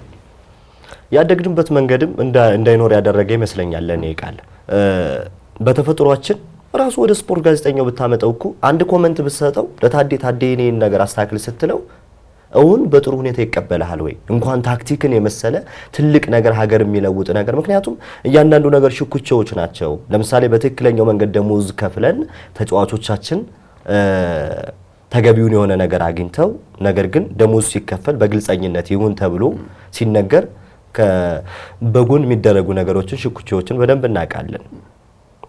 ይህንን ነገር የምታየው እግር ኳሱ የሆነ ገንዘብ ብቻ እንትን ብለህበት ነገር ግን በእውቀት ሳይመራ ወይም ደግሞ ተጫዋቾቻችን የእግር ኳስን አጠቃላይ ሁኔታ ሳይረዱ ዝም ብለህ ኳስ ገብተህ ቅርሌውን ማንከባለል አይነት ስሜት እኔም አንተም ብንገባ እንጫወታለን አይደል? ሌላውም ሰው ደግሞ መጥቶ ሊጉ ላይ እጫወታለሁ ብሎ ነው የሚያስበው። የኢትዮጵያ ፕሪሚየር ሊግ በጣም ትልቅ ሊግ መሆን አለበት ብዬ ነው የማስበው። አንድ ሰው ሲመጣ በሂደት ነው መምጣት ያለበት። ከፕሮጀክት ማደግ ካለበት ከፕሮጀክት አድጎ በተለያዩ ምክንያቶች ሊጉ ላይ ሊደርስ ይችል ይሆናል። ባለፉት 2 ዓመታት ሰምተነው ማናቅ ሊግ አሁን ጎበዝ አጥቂ ሆኖ 1 ዓመት ልንመለከተው እንችላለን። ቀጣይ ዓመት ደግሞ በተቃራኒ ሆኖ ታገኛለህ። ይህ ማለት እግር ኳሳችን ጤናማ አይደለም ማለት ነው። ጤናማ ቢሆን ለ10 እና ለ15 ዓመታት የሆኑ ተጫዋቾችን ጥራ ብንባል በጣም ጥቂት ተጫዋቾችን ነው የምንጠራ፣ በጣም ጥቂት። አሁን እንደውም የሉም። ስለዚህ እግር ኳሳችን በታክቲክ ለበተንተን በጣም ከባድ ነው። ለተንትነው ብትልም ደግሞ እንዴት አድርገህ ትተነትነዋለህ? ከሜዳው ስትጀምር ሜዳውን ምንድነው ብለህ አሁን ልትገልጸው የምትችለው ቃል? አሁን እኔ ከሜዳው ታዲያ ከሜዳውን ብቻ ሳይሆን አሁን ካለው እግር ኳሳዊ ሁኔታችንን ብቻ ሳይሆን ሎንግ ተርም ፕሮጀክት አቅዶ የሚንቀሳቀሰው ክለብ የትኛው? ለምሳሌ አንድ አሰልጣኝ ለምሳሌ ሮበን አሞሪም የምንነግረው ጥሩ ውጤት እየገጠማቸው አይደለም። እርግጥ ነው በአውሮፓ ሊግ ጥሩ ተጉዟል። ትላንት ማንተ ስለሰራው ግን የራሳቸው የሚመርጡት ተጫዋች ስኬታማ ባያደርገኝም በመጪው ክረምት የዝውውር መስኮት የምፈልጋቸውን ተጫዋቾች አስፈርሜ ይሄንን አሁን እየተገበርኩት ያለሁት ያጫወትን ዘይቤ በቀጣይ ዓመት ተግባራዊ አድርጌ ቡድኑን እቀይረዋለሁ እያሉ ኢትዮጵያ ውስጥ እንመልከት። ከነሱ ጋር መወዳደሪያ ማነጻጸራችን አይደለም። እግር ኳስ ሳይንስ ለመሆኑ ግን በጣም ባለ ሪሶርስ መጠቀም ግን ትችላለህ ብዬ አምናለሁ። ለምሳሌ አንድ ተጫዋች ሎንግ ተርም ፕሮጀክት ያለው ክለብ የትኛው ነው ብለህ ጥራልኝ ብትለኝ ማላነሳለ ምክንያት ለምሳሌ አንድ ተጫዋች ለስንት ጊዜ ነው የሚፈርመው ኢትዮጵያ ውስጥ? ለሁለት ማክሲመም። አብዛኛው ተጫዋቾች ለአንድ ዓመት ነው። ማጭበርበሩ የሚጀምረው ከዚህ ልክ ለአንድ ዓመት ስታስፈርመው ያ ተጫዋች ለምሳሌ አንድ ዓመት ጥሩ ሲዝን ሊያሳልፍ ይችላል፣ ኢንጁሪ ሊያጋጥመው ይችላል። የትኛው ሎንግ ተርም ፕሮጀክት አስበህ ነው ይሄን ተጫዋች ለአንድ ዓመት ብቻ ያስፈረምከው? የትኛው ዓለም ውስጥ የትኛው የእግር ኳስ ሳይንስ ውስጥ ነው እንደዚህ አይነት ህግ ያለው? ለምሳሌ በውሰት ልታስፈርም ትችላለህ፣ በውሰት ውል የውድድር ዓመቱ እስኪጠናቀቅ ድረስ 1 ዓመት ወይ 2 ዓመት ውሰት ውል ማስፈረም ትችላለህ። ካልሆነ ደግሞ በነፃ ወኪል የሚገኙ ተጫዋቾችንም ሾርት ተርም ማስፈረም ትችላለህ ለአጭር ጊዜ ብቻ። አንድ ቲም ግን ወጣት ተጫዋቾች ለምሳሌ ኢትዮጵያ ውስጥ ተመልከት፣ ዛሬ ያየኸው ቡድን አንዱ ክለብ ላይ ያየኸው ተጫዋች በቀጣይ ዓመት ሌላ ክለብ ላይ ነው የምትመለከተው። ስለዚህ ሎንግ ተርም የሚያስብ አሰልጣኝ የለም ማለት ነው። አሰልጣኝ ሲሆን ቢያንስ ይሄን ቡድን ሲረከብ በ2 ዓመት በ3 ዓመት ውስጥ ከሊጉ እንዳይወርድ አደርጋለሁ። ኢትዮጵያ ውስጥ ያው በሌሎች መድረኮች የምትሳተፍበት ስለሌለ ወይ በአፍሪካ ሻምፒዮንስ ሊግ ነው ወይ በኮንፌዴሬሽን ካፕ ላይ ነው። ስለዚህ እነዚህን ውድድሮች እንዲሳተፍ አደርጋለሁ ብለህ ሎንግ ተርም ስታስብ ግን ቢያንስ 3 ዓመት 2 ዓመት እንደውም ካሳ ያራጌ ይሻላል። ቢያንስ ተጫዋቾች በረጅም ጊዜ መታየት አለባቸው ሲል ብዙ ጊዜ በተደጋጋሚ አድምጠነዋል። ታክቲክ ለመባሉ መጀመሪያ አንድ ተጫዋች ለምን ያህል ጊዜ ለምን ያህል ፕሮጀክት እንደምትፈልግ ለምን ያህል እቅድ እንደምትፈልገው ሴት ካልተደረገ ለዛም ነው ታክቲኩ ላይ ዘሎ መሄድ ያን ያህል ትርጉም ላይ ኖረው ይችላል። የሌለን ነገርም ደግሞ ልታመጣው አትችልም እንጂ አሁን ታክቲክን ምንም ያልተሰራበትን ነገር ይህን አድርግ ብትለው ያ ተጫዋች የትም ሊያመጣው አይችልም። አንተም እንዳልከው እያንዳንዱ ክለብ ባህሉ ምንድን ነው? ለምሳሌ የሆነ ክለብ ወይም ደግሞ የሆነ አሰልጣኝ ይህ አሰልጣኝ በዚህ ይታወቃል፣ አሁን እያንዳንዱን አሰልጣኝ እናወራ ቢባል ይህ አሰልጣኝ በዚህ ይታወቃል ብለን ለማውራት በጣም ነው የምንቸገረው። እንደ ሀገር ብዙ ችግሮች አሉብን፣ በጣም ብዙ ማለት ነው። ደጋፊዎችም ያው በስሜት ብቻ ነው የሚደግፉት እንጂ ቡድኑ በቀጣዮቹ ጊዜያት ምን አይነት ውጤት ይዞ ሊመጣ ይችላል፣ ምንድነው እቅዱ የሚለውን ነገር አይመረምሩም። ወይ ሲወርድ ይጠፋሉ በዛው። ሊጉ ላይ ሲመጣ ወይ በዲስቲቪ ለመታየትም እንደው አይታቸው ማታቃቸውን ደጋፊዎች በተለይ ቆነጃጅት ሴቶች ልትመለከት ትችል ይሆናል ሊጉ ላይ ማለት ነው። ከዛ በኋላ ግን ሲወርድ ያ ክለብ በቃ ይጠፋል። ሲፈርስ ኦር ደግሞ የሆነ ነገር ሲሆን ታይዋለህ። ያለ ቅድም ከተመራ በህይወትም እኮ እንደዚህ እኮ ነው ቃልዬ። ህይወትን በቅድ ማትመራው ከሆነ ያሁኑን ቃል ሊሆን አይችልም። እግር ኳስም በቅድ ካልተመራ 18ቱን ቡድኖች በዚህ ውድድር ዓመት እቅዳችሁ ምንድነው ብትላቸው ዋንጫውን ለማንሳት ነው። አክሲዮን ማህበሩ ግን ያዘጋጀው አንድ ዋንጫ ብቻ ነው ለ18ቱም ሊሰጥ። አሁን በየትኛውም መንገድ 18ቱም ክለብ የዋንጫ ቲም ሊሆን አይችልም ቃል። ሳውዛምተን ሲመጣ የእንግሊዝ ፕሪሚየር ሊግን ዋንጫ አመጣለሁ ብሎ በታሪክ አያስብም። የሆነ ሰርፕራይዝ ሊሆን ይችላል ግን እቅድ ውስጥ አያስገባም። ሊጉ ላይ በቆየት ሰርቫይቭ እናደርጋለን። እሱ ነው እኮ ያልኩህ። አሁን እቅድ ስትል አሰልጣኝም ስታስፈርም ተጫዋቾችም ስታስፈርም የረጅም ጊዜ እቅድ። ለምሳሌ አንድ ቲም አንደር 17 ለምሳሌ በፕሪሚየር ሊግ የሚገኝ ቡድን አብዛኛው በሊጉ ለመቆየት ወይ ደግሞ በሊጉ ተሳታፊ ለመሆን እንጂ አንደር 17 የሚባል አንደር 20 ወይ አንደር 17 የሚባል ሊግ የለንም ማለት። አሁን በእርግጥ የተጀመሩ ነገሮች እንቅስቃሴዎች እንዳሉ አውቃለሁ፣ ክለቡ በራሱ የለው። ለምሳሌ አንድ ተጫዋች በውድ ዋጋ ከላይቤሪያ ሊግ ወይ ከታንዛኒያ ሊግ ሊያስፈርም ይችላል። ነገር ግን እቅዱ ምንድነው? 1 ዓመት ብቻ ያንን ተጫዋች አምጥቶ በሊጉ ለመቆየት ብቻ እየተደረገ። ከዛ ምንድነው ሁሉም ቡድኖች አንድ አይነት እቅድ ነው ያላቸው። አንተ እንዳልከው ዋንጫ እናሸንፋለን። በውጭ ሀገር ስትመጣ እንደዚህ አይደለም። የዚህ ዓመት ትልቁ እቅዳቸው በሊጉ ስለመቆየት ነው። በተለይ ከሊግ ወርደው የሚመጡ ፕሪሚየር ሊግ ክለቦች ደግሞ አይተህ ከሆነ ሰርቫይቭ ለማድረግ ብቻ ነው የሚሉት። ቅድም እንደገለጽከው ሰርፕራይዝ ሊያደርጉ የሚችሉ ክለቦች አሉ። ለምሳሌ በ2015-16 የውድድር ዘመን ሌስተር ሲቲን ማንሳት እንችላለን። በክላውዲዮ ራኔሪ እየተመራ በሊጉ ለመቆየት ሞከረ፣ ሻምፒዮን ሆነ። ሲያስቡት እቅዳቸው እየሰራ መጣ። በወቅቱ ያሰባሰባቸው ከዋክብቶች በጣም ንጎሎ ካንቴ፣ እንደ ሪያድ ማህሬዝ የመሳሰሉ ተጫዋቾች በሙሉ ቡድን ውስጥ እነ ድሬን ኳተር፣ ስብስቡ አሪፍ ነበረ። አሰልጣኝ ጥሩ ልምድ ያለው አሰልጣኝ ናቸው። ቡድኑን ገነቡት። ሄደና እቅድ ስታስቀምጥ ለሊጉ እንኳን ለምሳሌ በሊጉ ለመቆየት ነው እቅድ የሚል አሰልጣኝ ኢትዮጵያ ውስጥ አለ? የለም። የዛሬ ዓመት በሊጉ ቆያለሁ ግን በቀጣይ ዓመት ዋንጫውን አነሳለሁ የምትለው ቢያንስ ተጫዋቾችን የምታስፈርማቸው ከ2 እና ከ3 ዓመት በላይ ሎንግ ተርም ፕሮጀክት እያሰብክ ካልሆነ ታክቲኩን ተወውና የክለቡ እቅድ ምን ያህል እንደሆነ ጥያቄ የሚነሳበት ነው። ቅድም ስለ ብርሃኑ ግዛው ለማንሳት ሞከርክና እስኪ ስለ ዶክመንታሪው አንድ የሰራው ዶክመንታሪ ነበረ።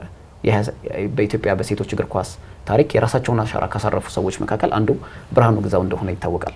ስኬታማ ከተባሉ አሰልጣኞችም አንዱ ነው። የ25 ዓመታት የእግር ኳስ ህይወቱን አስመልክቶ የሰራው ዶክመንታሪ ነበር። ቅድም ብርሃኑ ግዛው ስትለኝ ምናልባት ማንሳት ከቻለ አሰልጣኝ ብርሃኑ ግዛው እንግዲህ የሴቶችን እግር ኳስ ማንሳት ከቻልን ከፊት ከምናገኛቸው መካከል አንደኛው ነው። 25 ዓመታትን በሴቶች እግር ኳስ አሰልጣኝነት ሰርቷልና በአጋጣሚ እያወራን ለምን አንድ ከዚህ በፊት መጽሐፍ ጽፏል፣ አሁን ደግሞ ለምን ወደ ዶክመንታሪ ፊልም አንቀየረውም ብሎ 4 ጋዜጠኞችን አወራን። ዘላለም ያደታ፣ ፍራውል ረቡማና ወርቅነህ ፋና በጋራ እንድንሰራ ተነጋገርን፣ ጀመርን። በጣም አድካሚ ነበር። እኛ ያሰብነው በአንድ ወር የሚያልቅ ነበር የመሰለን። በጣም ከባድ ነበር። እንደነገርኩኝ አብዛኞቻችን ሬዲዮ ላይ ነው ያሳለፍነው። ከአራታችን ሶስታችን ሬዲዮ ላይ ነው ያለነው። ወርቅነህ ብቻ ነው ቲቪ ላይ ያለውና ወርቅነህ የተወሰነ ስሜቱን ያውቀዋል፣ ዶክመንታሪ ምን ያህል ከባድ እንደሆነ። ቤተሰቦቹ ድረስ ሄደን ነው የሰራነው ገጠር ድረስና 1 አመት ነው የጨረሰብን።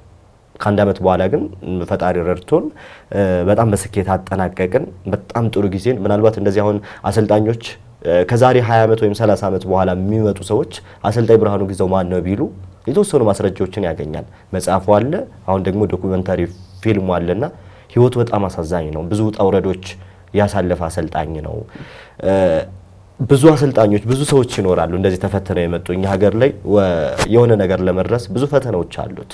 እነዛን ፈተናዎች ሁሉ ምናልባት መራራ የሚባሉ ሁሉንም ፈተናዎች ከገጠማቸው አሰልጣኞች መካከል አንዱ ነው ብርሃኑ ግዛውና በመጨረሻ ደግሞ የሰው ልጅ ከሰራ ከተጋ ትልቅ ደረጃ ላይ መድረስ እንደሚችል በደንብ ያሳየን አሰልጣኝ ስለነበረ እሱን እንግዲህ በተቻለ አቅም በ30 ደቂቃ ውስጥ 25 አመቱን በ30 ደቂቃ ውስጥ እንግዲህ ለማሳየት ጥረት አድርገናልና ለ4 ነበር የሰራ ነው።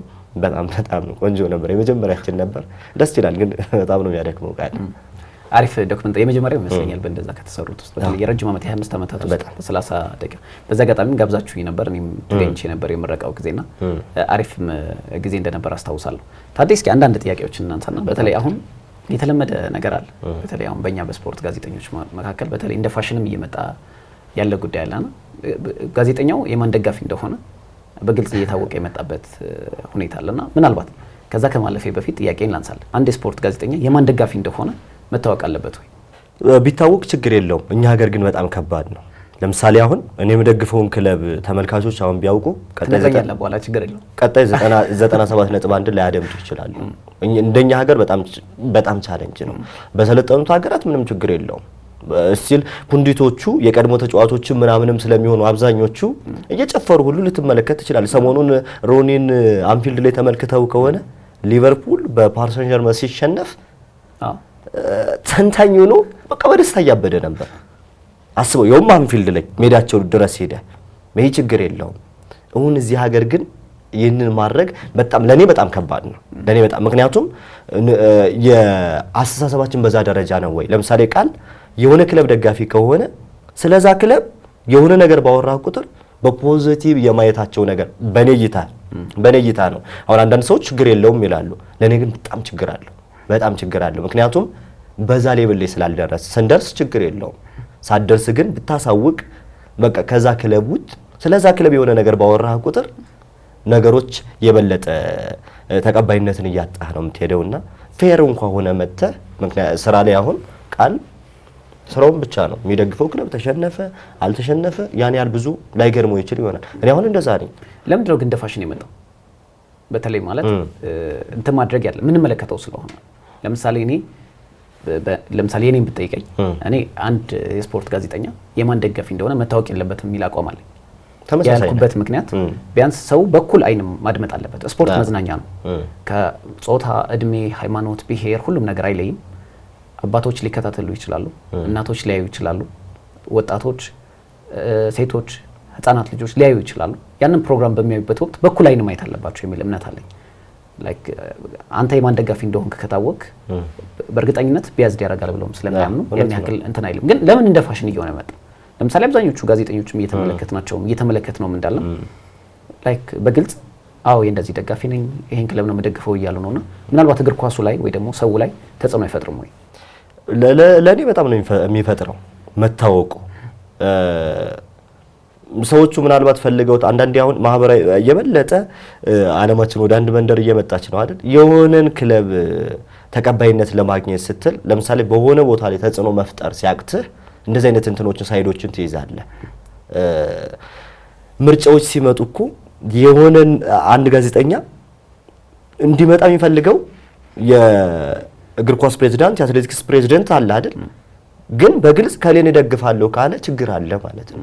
ሳይድ ከያዝክ ሳይድ ይዘህ ኦፊሻል የምታወጣው ከሆነ ምክንያቱም ከዛ ሰው ጋር ያለህ ግንኙነት የበለጠ ሊጣራ ይገባል። በክለብ ደረጃም እንደዚህ ነው። ዩናይትድ፣ አርሰናል፣ ሲቲ፣ ቼልሲ እያልክ የምትቀጥል ከሆነ ሌሎችን አለማክበር ነው ብዬ ነው የማስበው። ምክንያቱም ሚዲያ ሀገሬ ቲቪን የዩናይትድ፣ የአርሰናል፣ የቼልሲ ደጋፊ ብቻ አይደለም የሚያየው፣ ምንም እግር ኳስ ማይደግፍ ሰውም ያየዋል።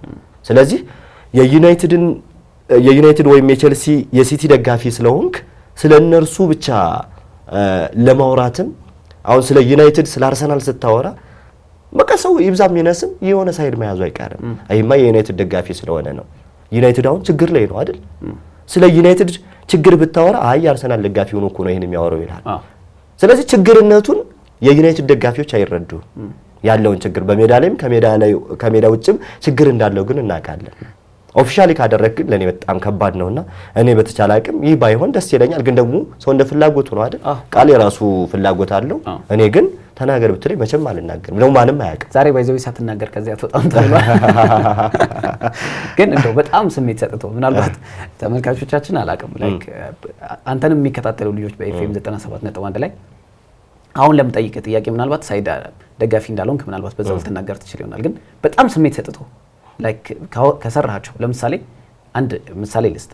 ለምሳሌ ፒተር ድሩሪ የተለያዩ በቃ በእግር ኳስ ኮሜንታሪ በጣም ተወዳጅ ከሆኑ ሰዎች አንዱ በእግር ኳስ በጣም የተለዩ ስሜቶች ከሰጡት ውስጥ ሲናገር ካደመጥ ነው። ለምሳሌ ደቡብ አፍሪካ ላይ በተደረገው የዓለም ዋንጫ ላይ ሻባላ ላይ ያስቆጠረው ጎል ለአፍሪካውያኖች ጎል እንዳስቆጠረ አድርጎ ፖኤተሪ በሆነ መንገድ የገለጸበት የተለየ ነበር። ሊዮኔል ሜሲ የዓለም ዋንጫን የኳታር ዓለም ዋንጫን ሲያሸንፍ የሰጠበትን እንዲሁም ደግሞ ከቱሪን ወደ ማንቸስተር ሲመለስ ክርስቲያኖ የሰጠበትን መንገድ በጣም በልዩነት እሱ ሻባላ ላይ ቢያነሳም እኔ ግን ሶስቱን በጣም በልዩነት ለምሳሌ ማኖላስ ኮስታስ ማኖላስ ባርሴሎና ላይ እና አንተ በልዩነት ሰጥቶ ከሰራኋቸው በቃ ይሄ ነው ስሜት ይሰጠ የምትለው ማትረሳው ይኖራል። በጣም ማረሰው ጨዋታ አያክስ አምስተርዳም ከቶተንሃም ሆትስፐር ላይቭ እየሰራው ስለነበረ ላይቭ ከሰራዋቸው ስለሆነ ማለት ነው በጣም የተለየ ስሜት ነበረው። ሉካስ ሞራ ሃትሪክ የሰራበት በግራ እግሩ ነው ሃትሪክ የሰራው። አየር ላይ አልቅሰናል። በጣም ስሜታዊ ሆነን ለምን እንዳለቀስን ታውቃለህ? መጨረሻ ላይ ፖቹም እያለቀሰ ነበረ እና ስሜታዊ ያደርጋል። የዚህን ያህል ስሜት በነገራችን ላይ ኮሜንታሪ ስትሰራ አድማጮችን ለሰከንድም ቢሆን ስልክ እንኳን ቢደወሉላቸው ስልክ እንዳያነሱ ማድረግ አለብህ። በተለይ ደግሞ የሚደግፉት ክለብ ከሆነ የተቃራኒ ክለብ ደጋፊዎችም ከሆኑ ይህ ክለብ ያገባል አያገባም የሚለውን ነገር መያዝ አለብህ። ያኔ 2-0 ነበር ሲመራ የነበረው አያክስ አምስተርዳም ከሜዳው ውጭ 1-0 አሸንፎ ነበር። ከዛ በኋላ በምህታት 3 ጎሎች ግን ይቆጠራሉ ብሎ ማንም አላሰበም ነበር። ሉካስ ሞራ 95ኛው ደቂቃ ላይ የመጨረሻዋን ሃትሪክ የሰራባትን ጎል ሲያስቆጥር የነበረን ስሜት በጣም አሚኮ ላይ ነበርን። ያኔ 96.9 እና አየር ላይ ያለቀስነው እውነት ማለት እንባችን ይወር ሚኪ ነበረ ደምስጋሹ ነበረ የባህር ዳር ዩኒቨርሲቲ የስፖርት ሳይንስ መምህር አብርሃም መላኩ የሚባል አሁን የእንጅባራ ከተማ አሰልጣኝ ነውና እሱም አብሎ ተንታኝ ነበርና በቃ አልቻልንም። በጣም ነው ስሜታዊ የሆነው። ያኔ ቶተንሃም ለፍጻሜ ያለፈበት እለት ነበረ። ስሜቶች በጣም የተደበላለቁበት እና ሃሪኪንን ሳይዙ ነበር የገቡት ቶተንሃሞችና እርሱ ጨዋታ ለኔ በጣም የተለየ ስሜት ነው። የእንግሊዘኛ ኮሜንታሪውን ደግሞ ተመልከተው።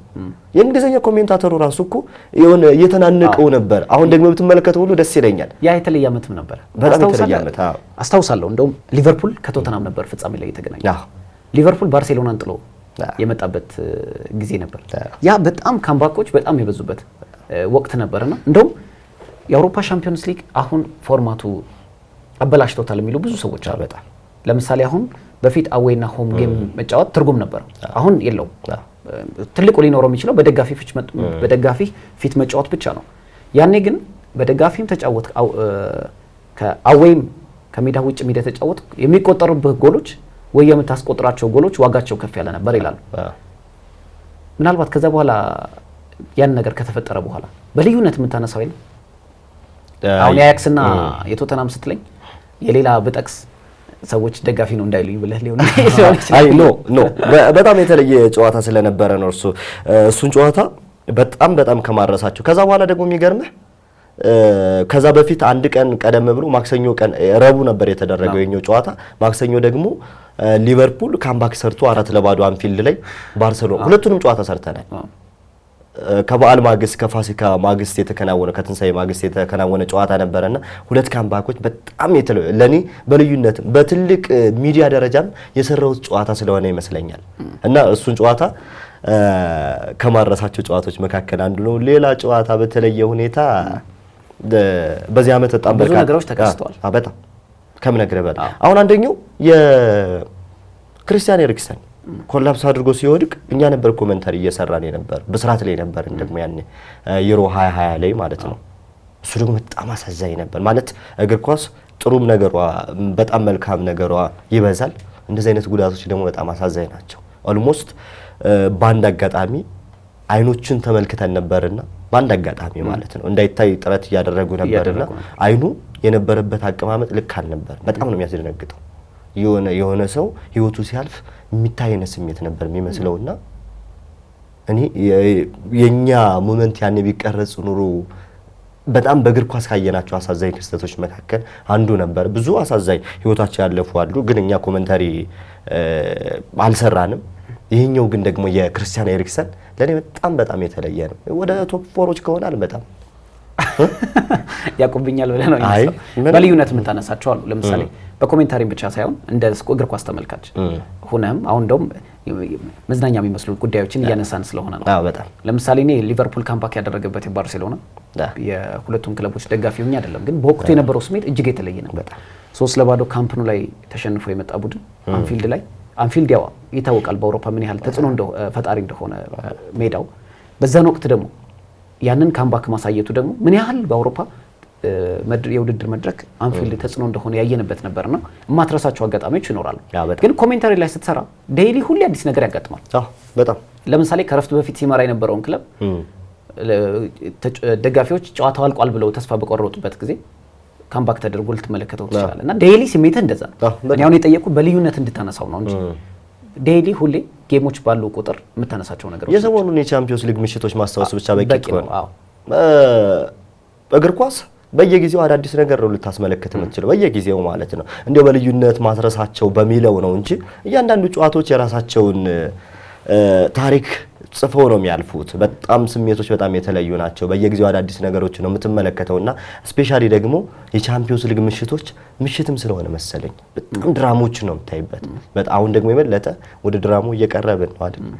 አርሰናል ከሪያል ማድሪድ ከ19 ዓመታት በኋላ ተገናኝተዋል። ያኔ የቴሪ ኦነሪን ጎል እናስታውሳለን አይደል? በጣም እጅግ በዛ ሁኔታ ውስጥ ያ ጋላክቲኮን ገርስሰው ነበር ማለፍ የቻሉት መድፈኞቹን። አሁንስ የሚለው ጥያቄ የመጀመሪያው ኤምሬትስ ላይ ነው፣ የመልሱ ቤርናቡ ላይ ነው የሚደረገውና ድራማዎችን ትጠብቃለህ። ማድሪድ ካለ ድራማዎችን አታጣም ብዙ ጊዜ ማለት ነው። በቅርብ ጊዜያት ቼልሲ ላይ ሲቲ ላይ ያደረጋቸውን ነገሮች ተመልክተናል አይደል? ሪያል ማድሪድ እነሱን ጨዋታዎች መርሳታችን በጣም ከባድ ነው። የሮድሪጎ መታታ ስክሪኑ ላይ ሲቲ 99% ወደ ቀጣዩ ዙር አልፏል የማለፍ እድል አለው የሚል ነገር አይተህ ማድሪድ 1% ብቻ ነው 89ኛው ደቂቃ ላይ ግን ሮድሪጎ የሚባል መታታዊ ተጫዋች ሁሉን ነገር ቀየረ። እሱ ነው ማለት ነው ዴይሊ የምታያቸው ክስተቶች ስለሆነ አሁን በልዩነት በእርግጥ የአያክስ እና የቶተናም ማንም ሰው ይረሳዋል ብዬ አላስብም። እንደነ ማውሪዚዮ ፖቼቲኖ መሬት ላይ ወድቀው ያለቀሱበት አጋጣሚ ነበር። አብዛኛው የእግር ኳስ ቤተሰብ እግር ኳስን የማይወድ ተመልካች ሁሉ በወቅቱ ምን ይፈጠራል እያለ ሲመለከት ነበር።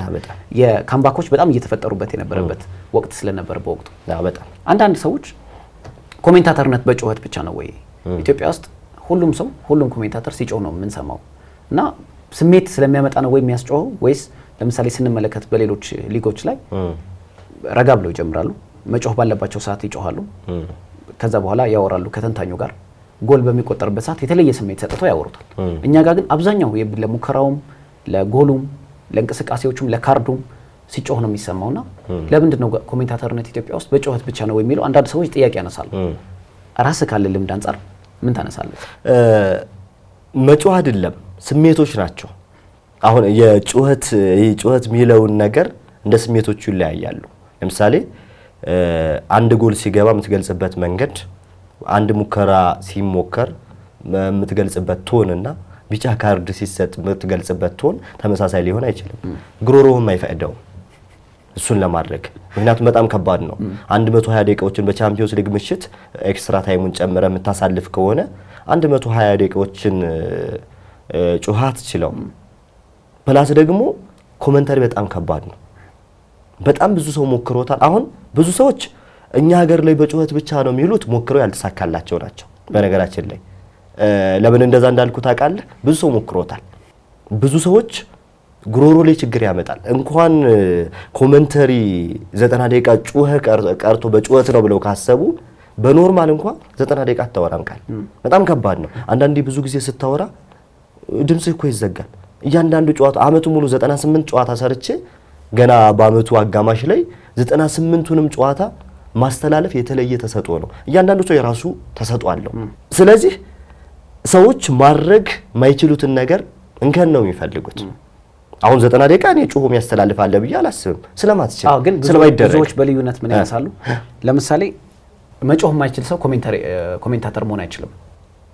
እኔ በሱ አልስማማም። ብዙ ሰዎች ያነሳሉ። እሱ ነው አሁን ልጠይቅ የፈለኩት። ለምንድን ነው ለምሳሌ እኔ ኮሜንታሪ ልምዶ የለኝም፣ ግን ሲሰሩ ትሰማለህ። ለምሳሌ አንተም የምታደንቀው ይኖራል ከውጭ። እንደውም በኋላ ላይ ከዚህ ጥያቄ በኋላ ላይ የምንመለስበት ይሆናል። ግን የማይጮህ ሰው ላይ ዝግ ብሎ ሰዎችን እንዲገባቸው አድርጎ ማስረዳት የሚችል ሰውስ ኮሜንታሪ ላይ መስራት ይችላል ወይ? መስራት ይችላል። ለኔ ግን ጨዋታውን ደግሞ በምን ያህል መልኩ ነው ስሜት የሚይዘው? አሁን ያንተ ስሜት አለ አይደል? ቴስቱ የምታስተላልፍበት መንገድ፣ የምትገልጽበት የቃላት ውበቶቹ፣ ከዛ ውጭ ደግሞ መሀል ሜዳ ላይ ያለን ኳስ ሰጥቶ ጎል ሲገባም ዝም ብለህ መሀል ሜዳ ባለው መንገድ ላይ የምታደርገው ከሆነ አድማጩ እንቅልፉ ይመጣል። ምክንያቱም ውጤቱን በስልኩ ቢያይ ይሻለዋል።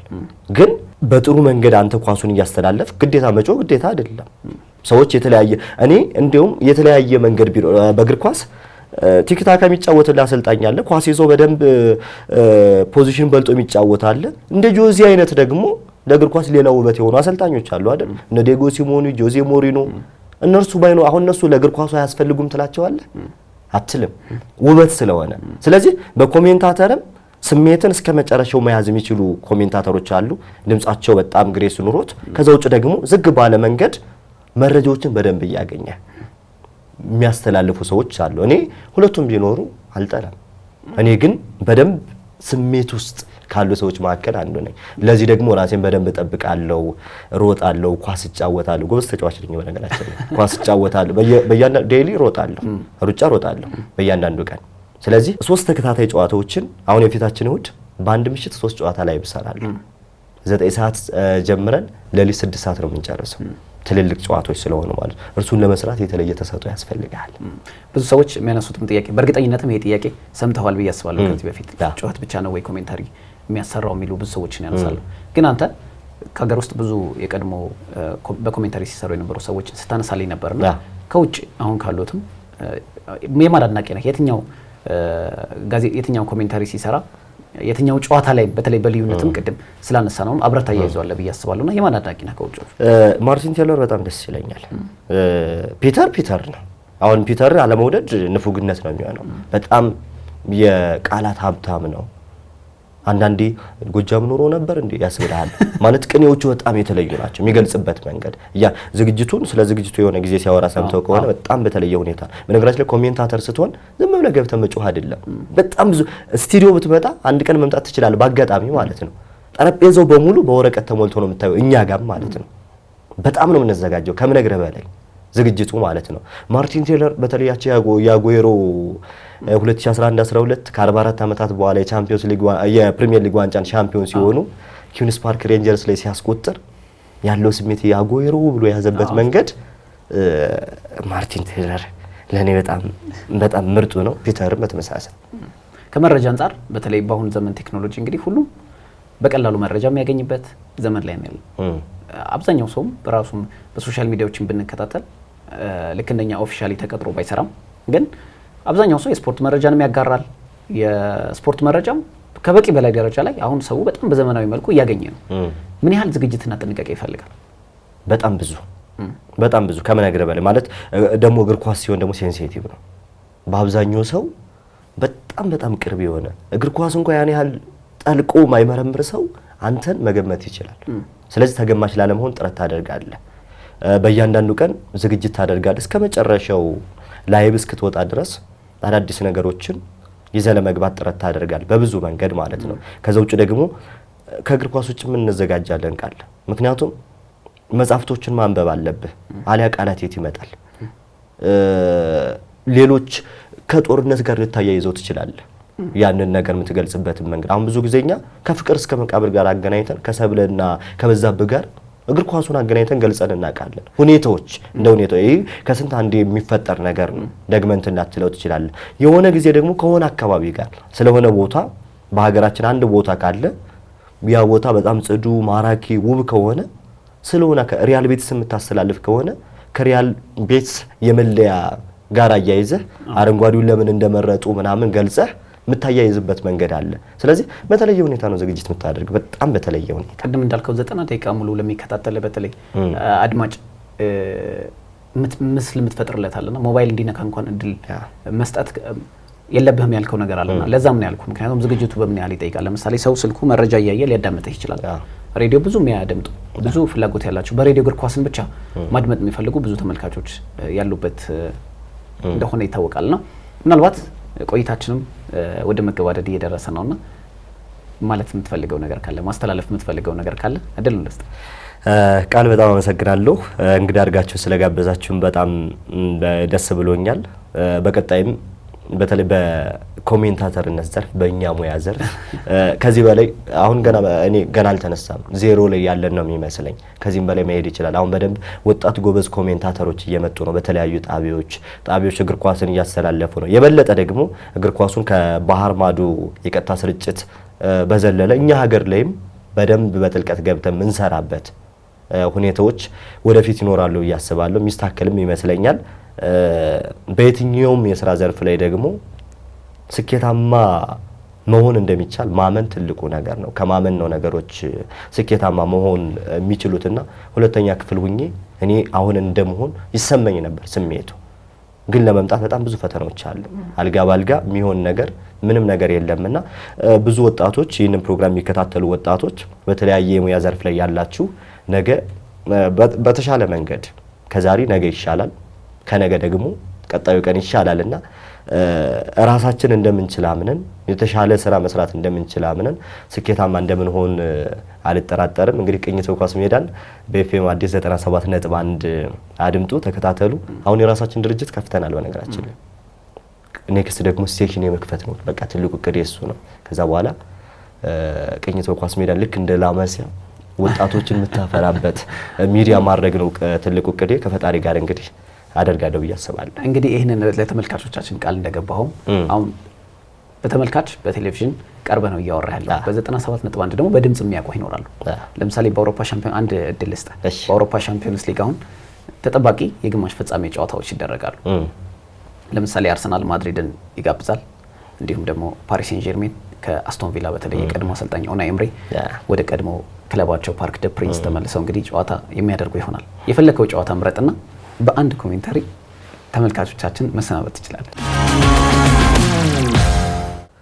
ክቡራትና ክቡራን ተመልካቾቻችን እንደምን አላችሁ? ሀገሬ ቲቪ ላይ እንገኛለን። ዛሬ ቅኝት በኳስ ሜዳ በአውሮፓ ቻምፒዮንስ ሊግ የ2024-25 የውድድር ዓመት የሩብ ፍጻሜ የመጀመሪያ ዙር ጨዋታ በኤምሬትስ ስቴዲየም ላይ መድፈኞቹ አርሰናሎች ከሎስ ብላንኮቹ ሪያል ማድሪድ የአውሮፓ ቻምፒዮንስ ሊግ ስፔሻሊስቶች የ15 ጊዜ የአውሮፓ ሻምፒዮኖቹ ሪያል ማድሪድ ጋር የሚያደርጉትን ጨዋታ እያስመለከትናችሁ ቆይታ የምናደርግ ይሆናል።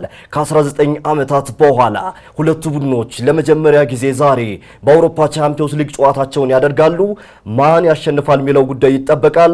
ሁለቱ ቡድኖች ከመልበሻ ክፍል ወጥተው ወደ መጫወቻ ሜዳው እያመሩ ይገኛሉ። ጨዋታው ተጀምሯል። ሜዳው ኤምሬትስ ስቴዲየም ላይ ነው። አርሰናሎች ጋር ኳስ ይገኛል። ሚኬል ሜሪኖ ወደ ኋላ ኳሱን መለስ አድርጎ ለዊሊያም ሳሊባ ለጋብሪኤል ማጋሌሽ ኳሱን ሰጥቶታል። ጋብሪኤል ማጋሌሽ ለጁሪየን ቲምበር እየገባ ነው። በቀይ መስመር አቅጣጫ ላይ ኳሱን ለማሻማት እየተመለከት ነው እንገኛለን። ቲምበር አሻማው ኳስ ሜሪኖ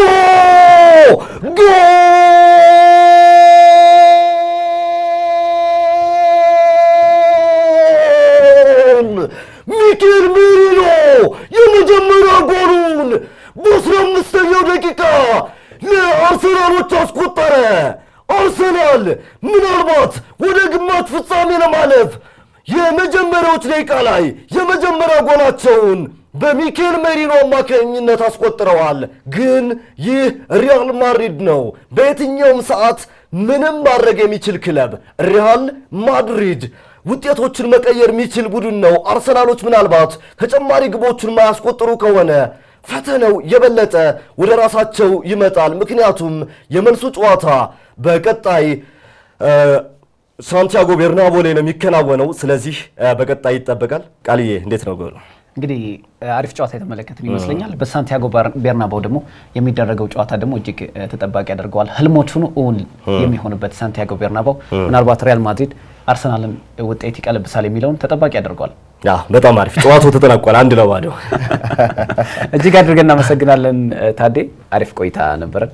በቀጣይ ዝግጅቶችም እንገናኛለን ብዬ ተስፋ አደርጋለሁ። ዝግጅታችን ይህን ይመስል ነበር። አመሰግናለሁ። በጣም አመሰግናለሁ። ተመልካቾቻችን ሳምንታዊው የስፖርት ፕሮግራማችን ይህን ይመስል ነበር። ከጋዜጠኛ ታደሰ አብዩ ጋር ያደረግነው ቆይታ ይህን ይመስል ነበር። በቀጣይ ሳምንት በሌላ ፕሮግራም የምንገናኝ ይሆናል። እስከ ሳምንት ሰላም።